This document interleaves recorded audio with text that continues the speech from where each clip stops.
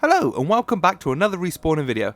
I'm Mikey and today we are talking Dark Pictures Anthology House of Ashes.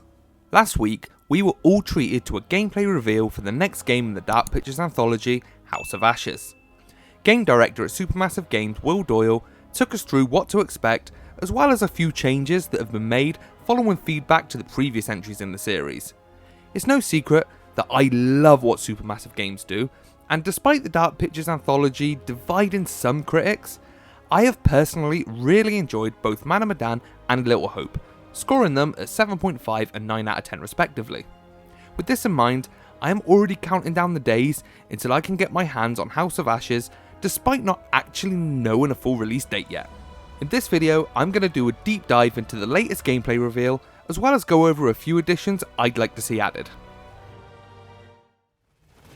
I'm hit! This getting worse? Oh shit!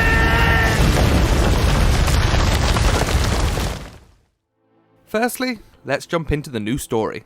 It was revealed that the story takes place in Iraq 2003 at the end of the Iraq War, where our playable characters are on the hunt for weapons of mass destruction. As you can imagine, it all goes south quickly, and the Special Forces unit you control finds themselves trapped in an ancient underground temple where things aren't quite as they seem.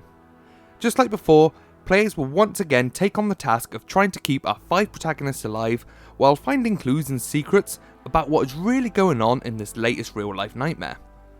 I really like this idea, and although it still feels like a very classic Dark Pictures game, it's also got a unique twist in that the new location has a very different feel to the previous two, and in theory, should have very different characters as well. In both Man of Medan, Little Hope, and even the pre-Dark Pictures classic Until Dawn, all featured characters who ticked every box as horror cliches.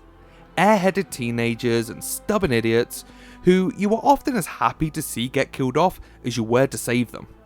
There's nothing wrong with this. In fact, I'd go as far as to say it actually fitted really well with the Dark Pictures aesthetic that they were going for. However, it'll be interesting to see what dialogue options we get with these new characters, who you'd expect to be more calm and prepared as they're trained soldiers. It'd be a nice change of pace, and I hope they don't all suddenly transform into helpless dummies when shit hits the fan. Elsewhere, we know that the only returning character in the series, the Curator, is back to take us through the story and probably make us feel uneasy about the decisions we're yet to make. The Curator is great, so more of the same would be good for me.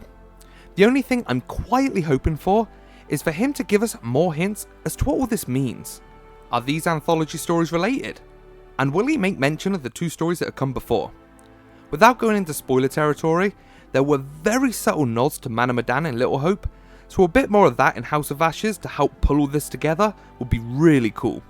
I don't need too much, especially if the plan is to still have 8 games in the anthology, but just a few breadcrumbs to keep me guessing will make me a very happy boy. On my travels over many years, I've witnessed many things, seen and heard many beliefs, and there's usually some element of truth in each of them. Gameplay wise, House of Ashes unsurprisingly looks to be more of the same. Just as before, there'll be a single player theatrical cut alongside the Curator's cut for people who pre-order, as well as couch co-op aka movie night, and of course the shared online story.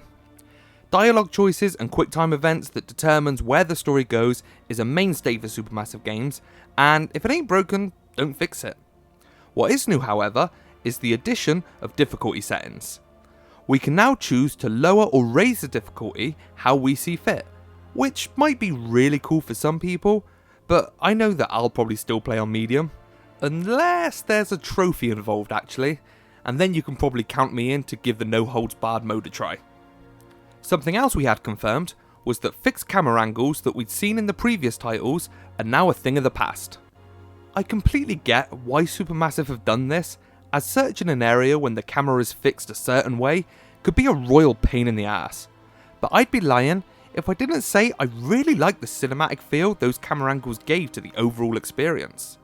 However, I know I'm in the minority here, so fair play to them. It might have been cool to have the option of going back to the old style if you wanted, and maybe just call it cinematic mode or something like that. But saying that, that's probably a lot to ask from a team of developers who are impressively churning out these games on an annual basis.